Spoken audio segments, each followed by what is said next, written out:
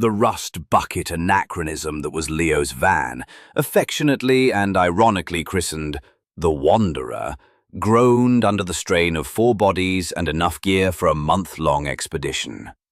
In reality, their trip was only supposed to be a long weekend, a final hedonistic hurrah before the fractured paths of adulthood pulled them irrevocably apart.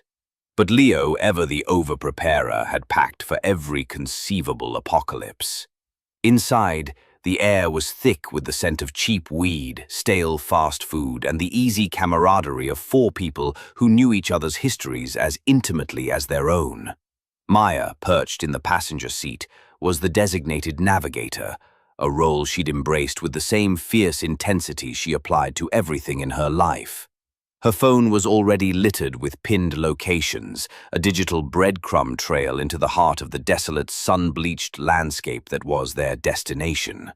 The supposedly haunted salt flats of Alvord Desert. In the back, sprawled amongst the duffel bags and a cooler overflowing with sweating beer cans, were Chloe and Ben.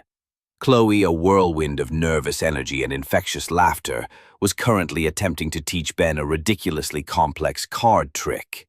Ben, the quiet anchor of their group, watched her nimble fingers with a patient smile, his calm demeanor a perfect foil to her chaotic charm. It was Maya who first saw it. A flicker of movement on the horizon, a stark black silhouette against the bruised purple of the twilight sky. "Weird," she murmured, more to herself than to anyone else.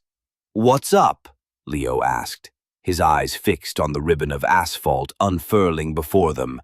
"Thought I saw someone. Out there." She gestured vaguely towards the vast, empty expanse of sagebrush and cracked earth that stretched out on either side of the highway. A landscape so profoundly empty, it felt like a physical presence pressing in on the van from all sides. Leo squinted. Probably just a coyote or a tumbleweed on meth. This is tweaker country after all. He grinned, but the joke didn't quite land. The sun had dipped below the horizon, and the desert was transforming, its daytime beauty curdling into something more menacing. The shadows grew long and distorted, and the silence, once peaceful, now felt watchful. They drove on, the initial excitement of the trip slowly being replaced by a gnawing unease. The playful chatter in the back had died down, replaced by the hypnotic drone of the engine and the rhythmic thrum of the tires on the pavement. Every few miles, another one of them would glance out at the empty landscape, a silent shared anxiety binding them together. The first real sign that something was wrong came about an hour later. A sputtering cough from the engine, a violent shudder that shook the entire van, and then silence. A silence that was absolute, broken only by the frantic ticking of the hazard lights. "No, no, no," Leo chanted, turning the key in the ignition again and again. Each turn was met with a sickening, impotent click. He slammed his fist against the steering wheel, a sharp crack that made Chloe jump.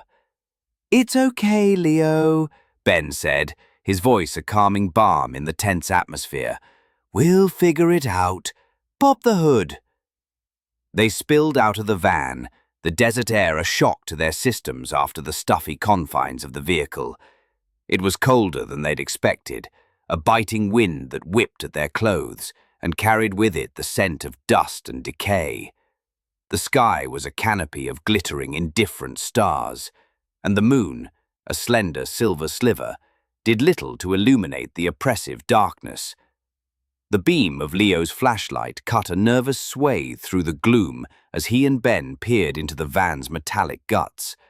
Maya and Chloe stood a little way off, their arms wrapped around themselves, their faces pale and anxious in the harsh glare of the headlights. "Well?" Maya called out, her voice thin and reedy in the vast emptiness. Leo's head emerged from under the hood, his expression grim. "I have no idea. It's not the battery. It's just dead." A collective wave of despair washed over them. They were stranded, in the middle of nowhere, with no cell service and a van that was little more than a glorified tin can. It was Chloe who suggested they start walking. There has to be a town or a gas station or something eventually, right? She said, her usual optimism sounding strained, almost desperate.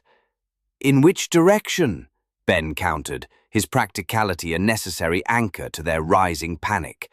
We haven't seen another car for hours.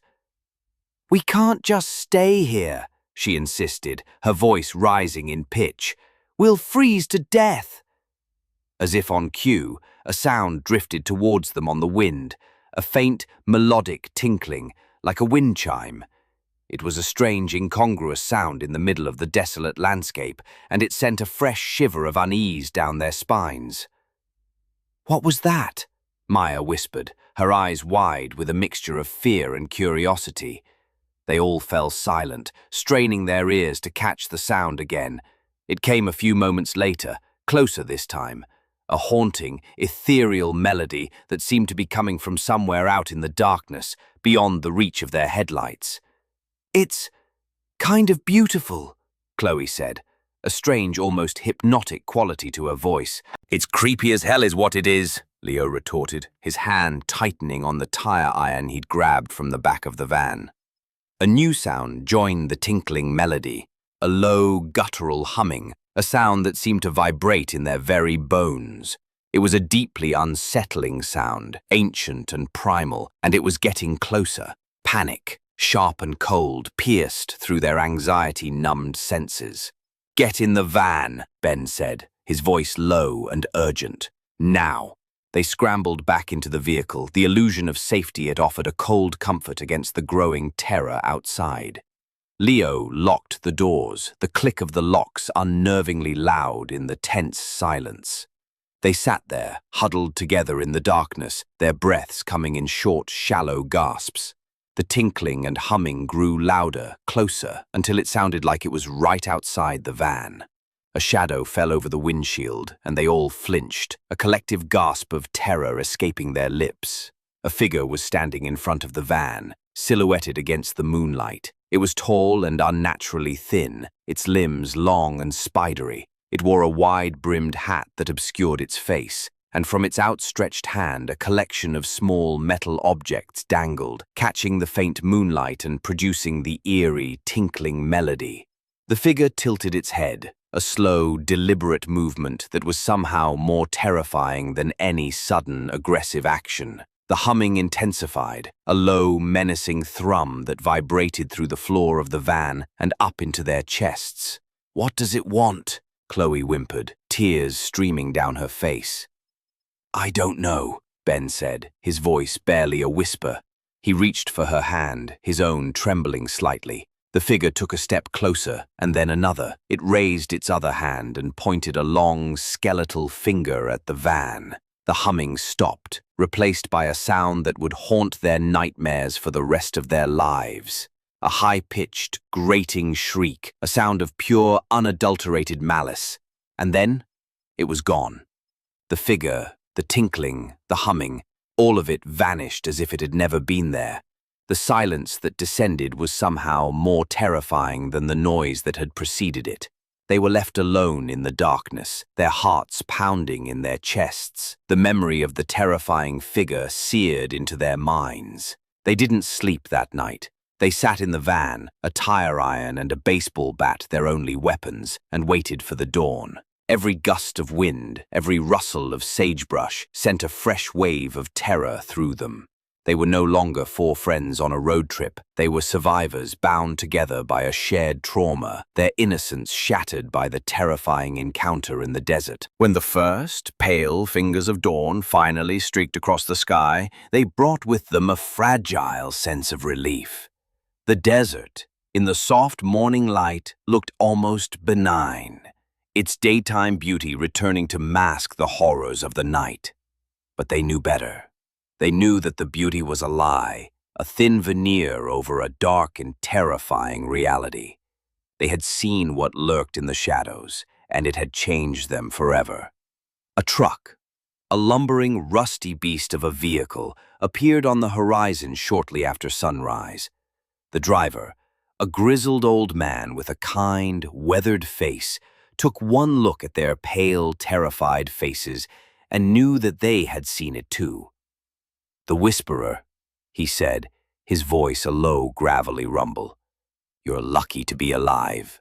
Most folks who meet him out here, well, they don't come back." He towed their van to the nearest town, a tiny, forgotten hamlet that seemed to be clinging to existence by a thread. The people there were strange, their eyes filled with a mixture of pity and fear. They knew about the Whisperer, had been living in its shadow for generations. The friends didn't stay long. They got the van fixed, a surprisingly simple issue with the fuel line that had somehow been overlooked the night before, and they left. They drove in silence, the easy camaraderie of the previous day gone, replaced by a heavy, unspoken understanding. They never spoke of what happened in the desert that night. Not to each other, not to anyone. It was a secret they would carry with them to their graves, a dark and terrifying memory that would forever haunt the edges of their minds.